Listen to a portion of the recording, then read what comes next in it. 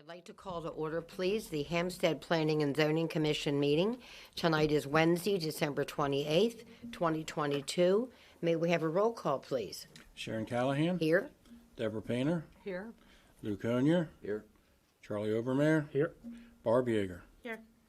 All persons are reminded that this session is being recorded on tape as required by law for the preservation of records and are asked when providing comment to give their name and address.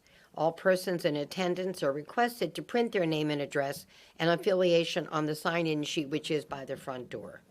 First on the agenda tonight is the minutes approval for the meeting on November 16th, 2022. That was a regular commission meeting. May I have a motion, please? Motion to approve. May I have a second? Second. Any comments? All those in favor? Aye. Aye. So approved. Zoning administrator update next. Okay. Well, it's the holiday season, which means it's kind of slow. Things aren't really moving as much as they normally do. The projects that have been approved, they do continue to move forward. The fire department, Ridge Engineering, and North Carroll Business Park projects. The fire department, as you've seen, their temporary building is just about finished, and they hope by the end of January, early February, to start moving in there and be totally into the temporary station by the end of February, which will allow them to move on to stage 2, which will be the demolition of the existing station on Main Street. So hopefully, they're hoping to start that in March. So they're moving right on schedule, which not a whole lot of things in planning and construction move on schedule. So they're ahead of the game. Ridge Engineering, they've poured the foundation for their new building, so they're moving along. And the North Carroll Business Park, they continue with their grading plan, and that's what you see right behind the car wash up there. In early spring, they'll be moving the railroad crossing beacon, the one that blinks railroad ahead. They need to move it approximately 80 feet to the north, closer to the car wash, because right where they are now, where the temporary entrance is, that's where the primary or the permanent access will be for the business park. So once they get that moved and they get a utility pole moved, then they will begin constructing the permanent entrance to the park. What that'll do, that'll consist of adding ingress and egress lanes to the southbound lane, so make it easier to get in and out of the park. Basically, the access plan goes about 50 feet into the property, and it's like a big apron that they're creating. And it's going to be made with stabilized concrete, so it'll be able to withhold a lot of weight, especially during the construction for trucks in and out. And the access plan, which of course didn't come in front of you, because at that point when it was submitted, Main Street was still a state road. So State Highway approved it shortly before they gave the town the road. So they approved the plan, basically handed it to us, at which point now we have to oversee it. But they're moving along pretty good. Town staff, we continue to meet with Coppermine, Pantherplex management team on a regular basis to discuss upcoming projects and anything we can give them a hand with. And also the town staff, county economic development staff. We met with a representative from Hans to discuss details of their concept plan and future water usage middle of December. And then we plan to meet again in January. And hopefully by mid-January, Hans will start picking up and moving along. And possibly maybe February, we'll have the public hearing on their concept plan. Hopefully February. So that's really it. The only other thing I was going to touch on, and this is from Public Works, with this cold, protect your pipes. We've had a ton of frozen pipes in town there since last weekend. So we put it on Facebook. We put a flyer out there how to avoid frozen pipes.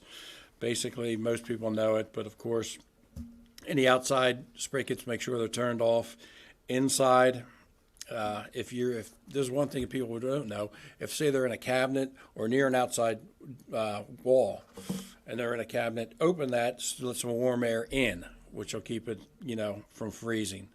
And just, if you can, insulate the pipes, because I know today Public Works spent most of the day running around to different properties most of them vacant, to see what was going on, and they found numerous busted pipes around town. So just a reminder to avoid frozen pipes.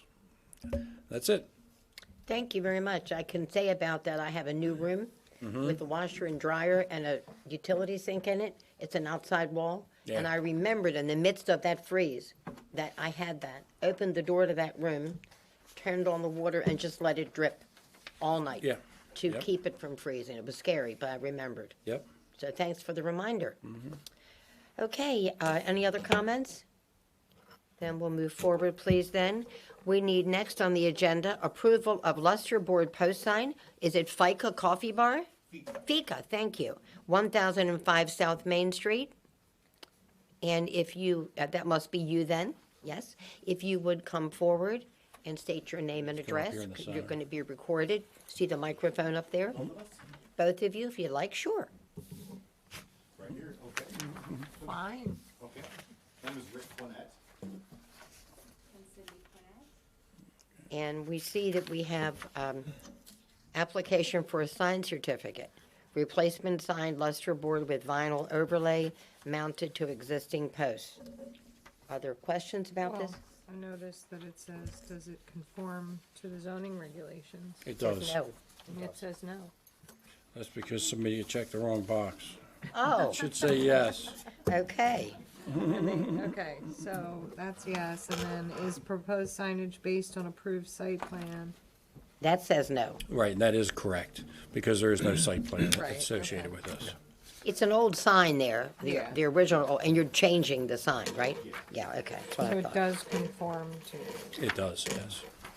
And, yes, no, That's that all it. means the same thing. okay, very good, okay. So there was an application from the Chef Jeff or J&B like a year ago or so. Did that Correct. ever go in?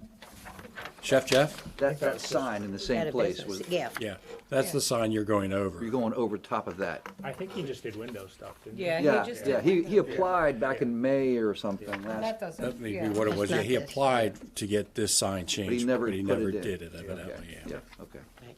He left before that was all done. Yeah. He's gone, Yeah, no, he's gone. I'm just saying, I don't remember his sign ever going in and okay. Okay, so on the first application, do we have any other questions or comments? May we then have a motion, please? We'll need a motion then, please, to approve the, let me get the words right. The replacement sign luster board with vinyl overlay mounted to the existing posts. Again, 1005 South Main Street. Could I have a motion to approve? I make a motion to approve the Luster Board post sign for the Fika Coffee Bar at 1005 And a South Main second, Street. please. Seconded. All those in favor? Aye. So approved. Okay, that's that part. And then the next part is also window vinyl as shown on attached proof adhere directly to the exterior of the glass. Oh, okay.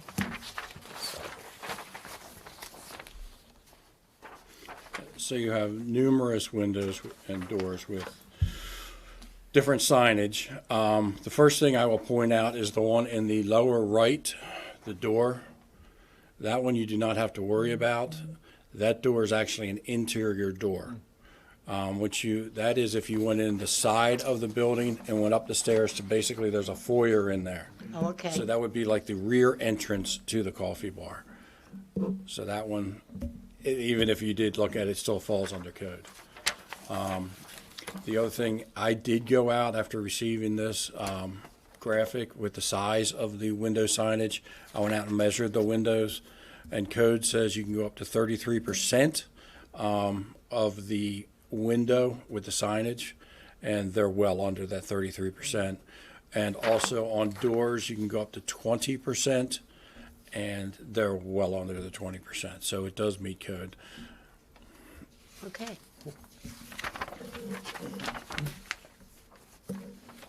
Any questions, comments, discussion? Can you tell me something? Fika, what is that?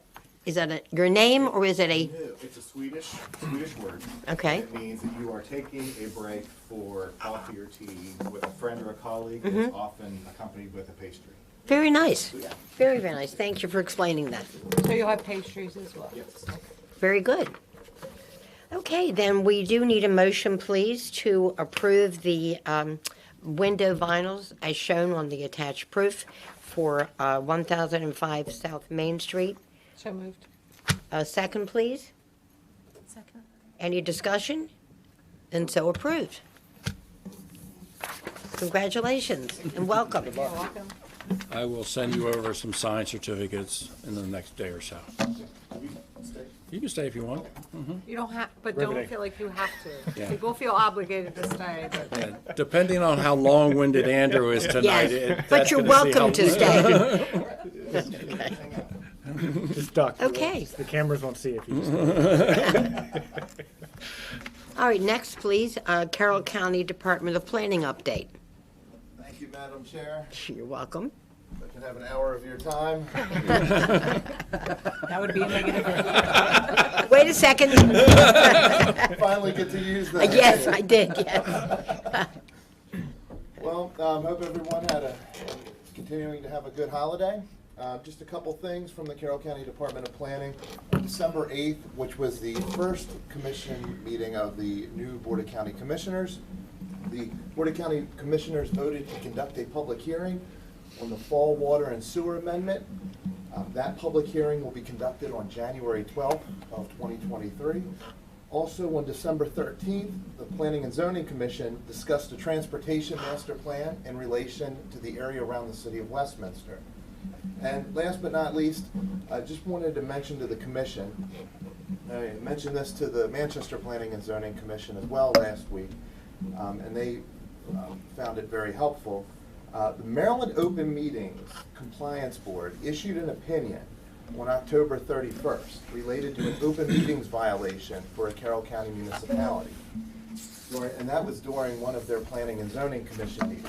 I have sent this information to Jim, and if you would like to see that, Jim can pass that along to you. But this just basically, just to bring home how important Open Meetings Act is for conducting any public business. And that's all I have, Madam Chair, unless anyone has any questions for me.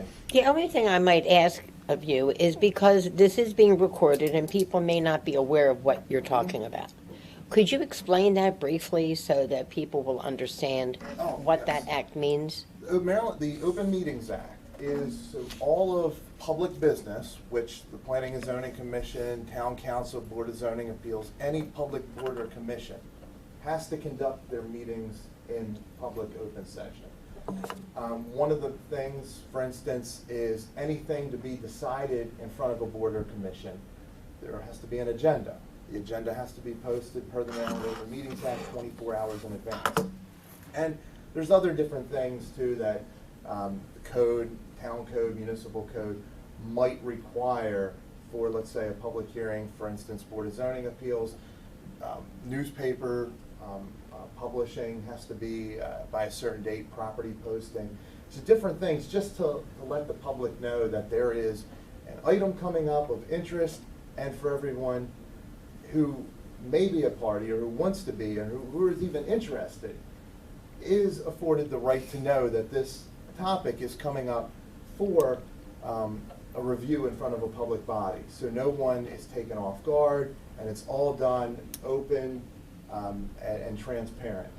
So really transparency, any Thank you. large government act is transparent.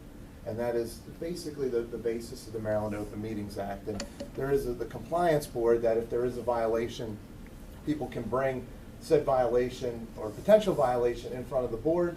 The board would review to see if there was a violation. In this case, there was, and they published a decision, and that decision will hopefully help other municipalities, county governments around the state better help carry out business in a open fashion for the public.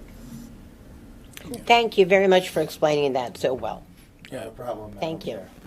Once Andrew told me that he was going to discuss this tonight, I went in and I actually found the open meeting act. It's not that hard to find. and I was gonna print a copy out, except it's 91 pages.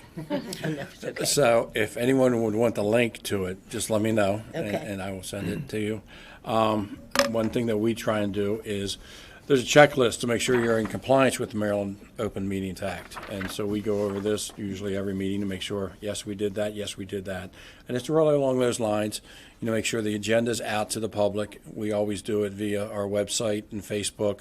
We post it on the 2 bulletin boards here at Town Hall, and things along those lines. So Assuming the violation wasn't Hampstead. it was not It Hampstead. was not. Had to ask. Yeah.